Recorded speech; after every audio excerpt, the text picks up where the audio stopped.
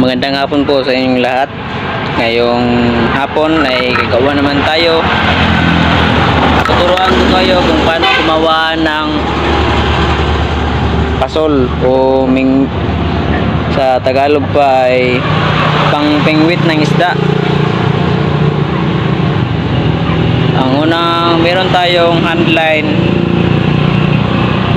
or nylon, and meron tayong bamboo rito or kawayan.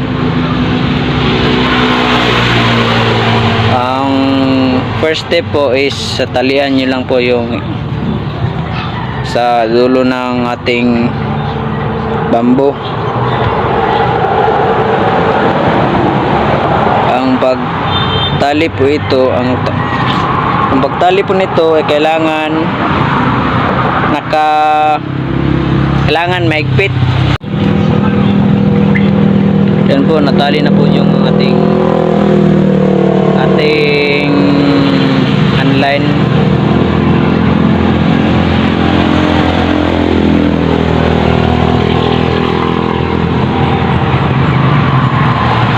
Ayun.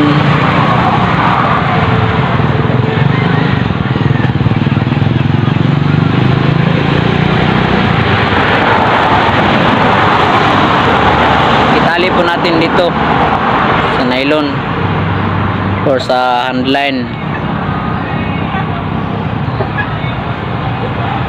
para hindi maglambod-lambod or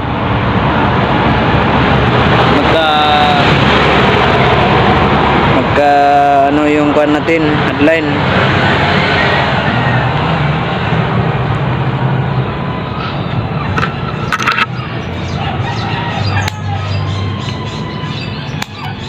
Yan po. Tatlong dipa po ito.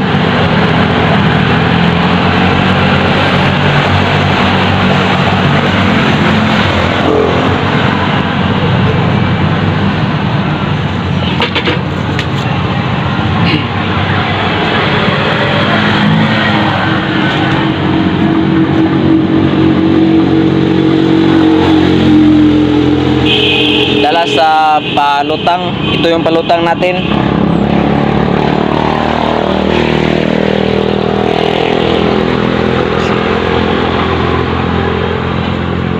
Ang paggawa po sa palutang is tabasin or putasan nyo lang po ito. Putasan at lagyan ng nylon, tapos dito talian para mahigpit ang kanyang hawak.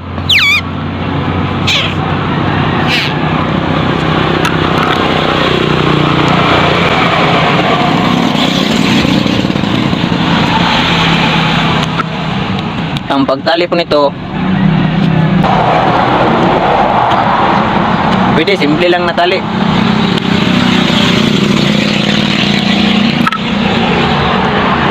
Ito yung second natin na step.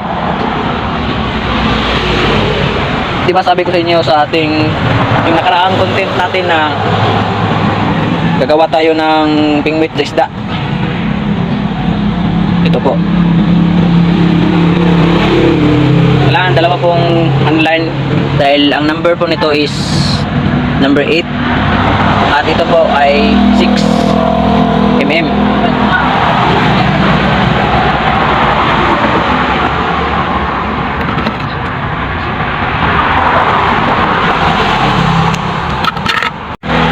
Mas mainam po, ang dapat talaga dito na number is number 4 meter. Dahil ang number 4 ay hindi masyado makita ng isda. Ito po yung step 3. Ang pagtali po sa ating hook is ganito po yun. Yan.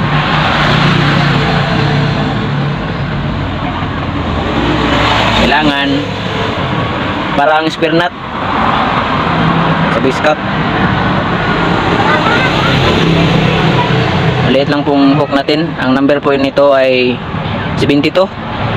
Maraming iba't ibang klaseng number ng hook natin. Meron tayong 69, 67, 68. Ang 68 po ay napakalaki na po yan. Ito po 68. Ito yung 72. Ayan. Ang 72 itong maliit. At ito ay 78 ay 68. Bukas ay mamaya po gagawa naman tayo ng content dahil maghahanap tayo ng pain.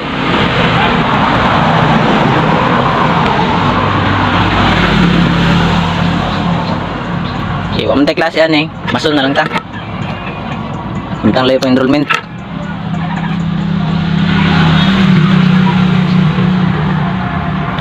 Tubulo na natin eh guys.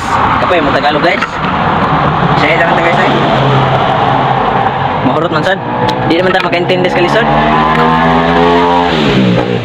Sabay ito. Makuha eh. Ito, dubulin po natin ang ating hook para sigurado tayong maraming huli. Sundin nyo lang po yung tali. Ito po yung tali natin. Hindi po makakawala yung isda natin or ang ating hook. Same lang po yung pinakaunang tali natin doon.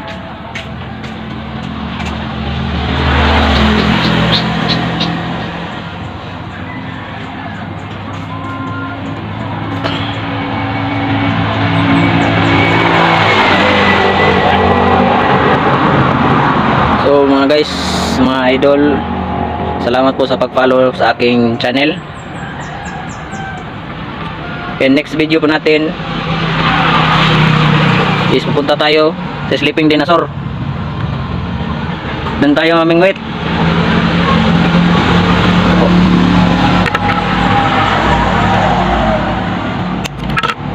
Yan na po, double na to yung double natin, double na ng ating ating hook. Simple lang po yan mga idol. For more details, follow niyo lang po ang aking page, Just Vlog. Tuturuan ko po kayo tungkol sa paggawa ng iba't ibang klaseng pasol. Okay, dati ang mananagat. Gawa tayo or sa next content po natin, gagawa tayo ng pasol ng matambaka or krabalyas. At pwede gagawa din tayo ng pasol sa giant trabili or trakito. Ito po yung palutang natin.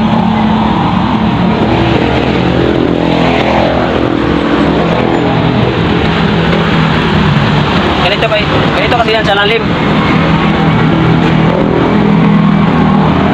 Ito po mga idol, ito yung palutang natin at ito yung ating hook. Ang ilanan na ni pagkaunon ni siya sa isda kani unload ni. Bukas malalaman ug ma'am may bala na nato og epekto ba ni. Pero epekto mo gyud siya. Mura matag di mananagat kaya wa man naswito.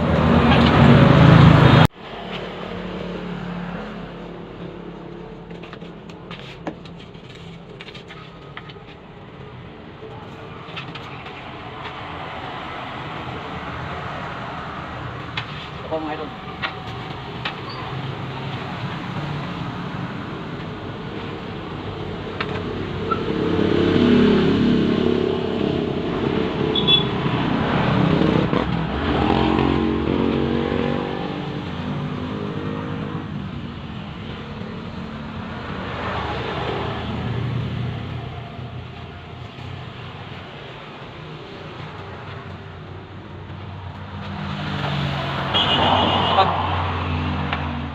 At pagkatapos natin mamingwit, ito lang po, suotin nyo na po yung dito, line, and then sabit nyo sa alutang para hindi magkasabit-sabit ang handline natin. Tagalog English na tani, Tagalog Bisaya. Ano? Ano po? Maraming salamat sa aking channel maraming salamat sa inyong pagsubaybay at pag-follow. At mahal na mahal ko po kayo, mga ka-idol.